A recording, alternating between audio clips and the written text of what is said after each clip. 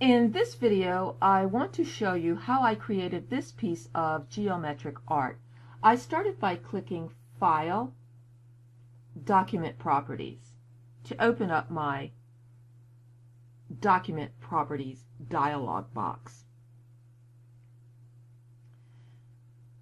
This field here, Display Units, determines the unit of measure displayed on the rulers, this ruler here and this ruler here. It also determines the unit of measure used when you draw. I almost always use pixels, so I click this down arrow and then select px for pixels. This area here defines your page, and that's this area demarcated with a black line. There are a number of standard page sizes, and if you're going to print on one of those standard page sizes, you can select it from here. But for this project, I want to use a custom page size, and again, I'm going to use pixels, so I'm going to come down here and click px for pixels. I want my width to be 400 pixels and my height to be 600 pixels. So I typed 400 in the width field and 600 in the height field. I like my page to fill my window, so I come up here and I click this icon, Zoom to Fit Page in Window, so that enlarges my page. And again, we're going to draw our image on the page. I then want to come over here to grids and click this arrow here and select axonometric grid. Before I started using Inkscape, I was not familiar with axonometric grids, but I've found out that they are used a lot by architects, and for a lot of designs I use, they're also useful. So I'm going to click this new button to create an axonometric grid. The defaults are all fine except for this one, major grid line every. I want to change that to 15, and that'll make my grid larger. Then I want to come over here to the Snap tab, and snapping allows you to place things precisely where you want them.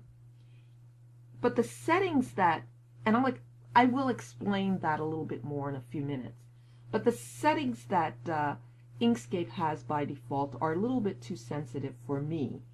So I'm going to reduce them. I'm going to set this at 5. Then I'm going to come over here to Snap to Grids. That was Snap to Objects. I'm going to come over here to Snap to Grids, and I'm going to change this to Snap Only When Closer Than, and I'm going to reduce that to 5. I don't think we're going to use guides, but I'm going to reduce that to 5 also. Okay, so I've got my document properties set. I'm going to click Close to close my document properties dialog box. And then I'm going to come over here to talk to you a little bit about snapping. Before you can use any of these snapping options, this option right here has to be selected, and it's selected by default. We're going to be snapping to the grid, and so this icon here is also on by default, and it allows you to snap to grids. And that's about it for that. how we're going to start our drawing using the Bezier tool. So I'm going to click on it to activate it, and then I'm going to come here and select this option, create a sequence of straight line segments. That'll allow me to create straight and diagonal lines, and only straight and diagonal lines. Now I'm going to click here, and as I get close to this grid intersection, you can see that note flashes there. That's the snapping. It tells me that whenever I see that, if I click, I'm going to click precisely right there on that intersection. You see the X appears and the little note. So I'm going to click, because that's where I want to be, right at that intersection. Then I'm going to drag here to this intersection and click again. Come down here to this intersection and click again. Here to this intersection and click again. I'm going to move over here, click, here, click, here, click, here, click. Then I want to click inside this box that'll close the object that I'm creating. And there I have it. This is the basic of the design I'm creating. So now I'm going to click my selector tool. That'll select this object. And I want to duplicate it. So I'm going to click here on this icon, duplicate selected objects. That duplicates the object. It doesn't look like anything happened, because when Inkscape duplicates an object, it places the duplicate directly on top of the original. What I'm going to do is rotate the duplicate, and I'm going to do that by clicking my close bracket button. And I'm going to click it 1, 2, 3, 4 times. Each time I click it, it's the close bracket key. I may have called it something else before. But I'm pressing on my keyboard the close bracket key, and every time I press it, it rotates 15 degrees. I want to now drag it down here, and I want it to snap to that grid line, and I don't know if you saw it, but there it goes. So it's located precisely below the original. Then I want to select this item again. My selector tool is selected, and duplicate it again. So I'm going to click the duplicate icon, and then again I'm going to press my close bracket key, and I'm going to press it 1, 2, 3, 4, 5, 6, 7, 8 times. And then I'm going to drag this and I'm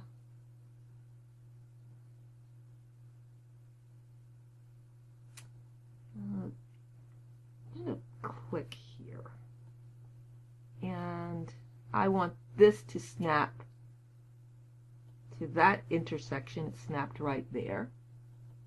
So there we have it. That's our design. So now I'm going to come here and select the first object I drew, and I'm going to hold down my Shift key and click this color, that'll change what is called the stroke or the outline of that object to pink. I don't think you can see these lines because they're underneath the other objects we placed there. And so that my stroke is now pink, I'm going to click this again to change my fill to pink. So now this is pink. I'm going to come over here and select this box, and I'm going to click this color to change its fill to this, I don't know, it's sort of a rose color. Then it's darker than a rose, almost a maroon.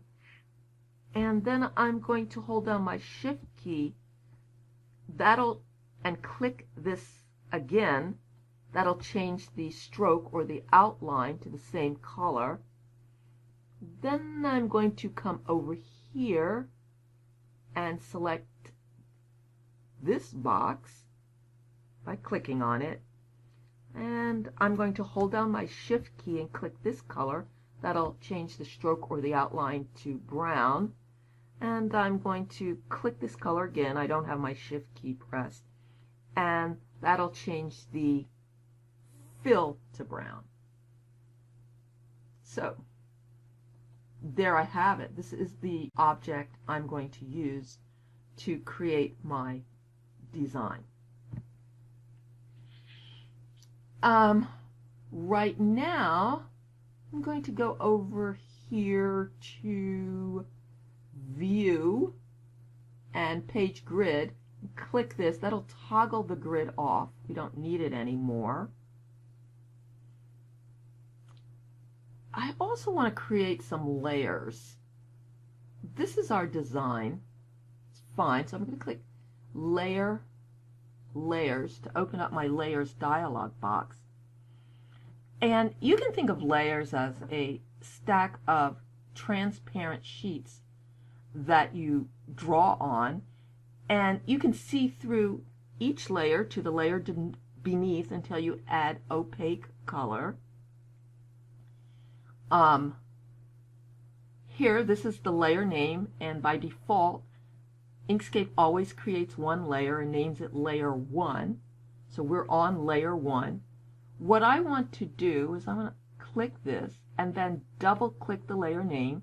That'll allow me to change the layer name. And I'm going to change it to Design because that's the layer our design is on.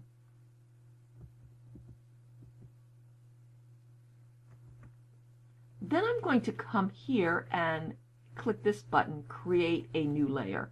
That opens up the Add Layer dialog box. And I want to create a new layer. I'm going to name it Border. And B-O-R-D-E-R. We're going to put a border on it later. And I want it below the current layer, so I'm going to click here and then click Below Current and click Add. So we have a new layer below the design layer. It's called Border. Because this is shaded, we know that we're now on that layer. That's not a problem for right now. I'm going to click this button again, Create New Layer. And I want to add another layer. I'm going to name this layer Background because we're going to place a background on it later. And I want to place it below the current layer. And then going to click Add. So now we have 3 layers, background, border, and design. I want to be on the design layer, so I'm going to, I want to be on the design layer, so I clicked it. But before I do that, I'm going to click this little lock here. That'll lock the background layer. Move to the border layer and click this little lock here. that'll lock the border layer, and then I'm going to move back to my design layer. Okay, so we have our basic design. These are all separate objects. This is an object, this is an object, and this is an object. I want to work with them as if they're one object. I want to drag them around, and I want to drag all of them at the same time. To do that, I need to group them. And to group them, I need to select them all. So I just click and drag around them. Oops. And I can tell they're selected because of these dotted lines. Then I'm going to click Object Group. That groups them.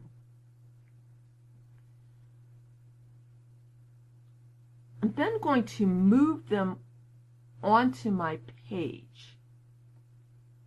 So it's on the page, and I want this to be a little smaller. I made it bigger because it's easier to see, easier for you to see, but actually in my actual piece of artwork I want it to be smaller. And I want to make it smaller proportionately, so I'm going to click this little lock, and these fields display the width and the height, and I can change the width and height by dragging this, and they'll change proportionally because I click the lock. And let's see.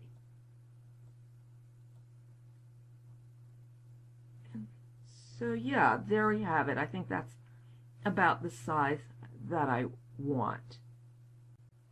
I want 2 more of these.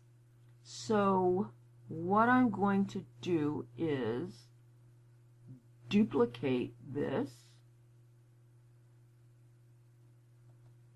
and as we said before, the duplicate is always on top of the original. So I'm going to hold down my Control key and drag downward. Holding the Control key allows me to drag in a straight line. I can't go a little bit to the left or a little bit to the right. I can only go straight down. Or if I was dragging horizontally, I could go horizontal. So, and now I want a third one of these, so I'm going to duplicate it again. So click the duplicate button, hold down my Control key, and drag down. So now I have 3 of these. I want to space them. I want to space them precisely. I've been eyeballing them. I'm going to come over here and click Object, Align and Distribute. And then I'm going to hold down my Shift key. This one's already selected. By holding down my Shift key, I can also select this one and this one. So these 3 objects are selected. Then I'm going to come here and click this little icon. Make the vertical gap between objects equal. Okay, so that did that. Then, over here on the page, I want them centered. I have this treat selection as group checked. So, it'll treat these as if they were grouped and they were one object. Then I'm going to click here, center on vertical axis. That centers them vertically. And then click this, center on horizontal axis. That centers them horizontally. I'm going to leave this open. I may need it again. So now I have that. I'm going to come down here to my background layer, and I'm going to unlock it. I locked it, so I couldn't make any inadvertent changes, but now this is the layer I want to be on, and I want to add a background, so I'm going to unlock that layer. Then I'm going to click here, create rectangles and squares, to activate my rectangle tool. I want to create a rectangle that is the same size as my page. So I'm going to click here. This will allow me to snap to the page border. Click it to turn that snapping option on. Then come here. I don't see the message, but I do see the little X, so I know I'm on the corner. Then I'll come down here, and it says handle to page corner, and so I can release. So now I have a black border around my page, and that's known by Inkscape as a stroke. I'm going to come over here and click the color black, and that'll give it a black fill. So now I have my 3 objects and a black background. So I'm going to come over here. I'm going to add a border. And first thing I have to do is unlock this layer. So I'm going to unlock it. I'm going to do something else. Just remembered, this is a black background and we draw in black. So what I'm going to do is I'm going to hide the background layer so we won't be able to see it. Then I'm going to come here, activate my rectangle tool, and I'm going to draw a rectangle.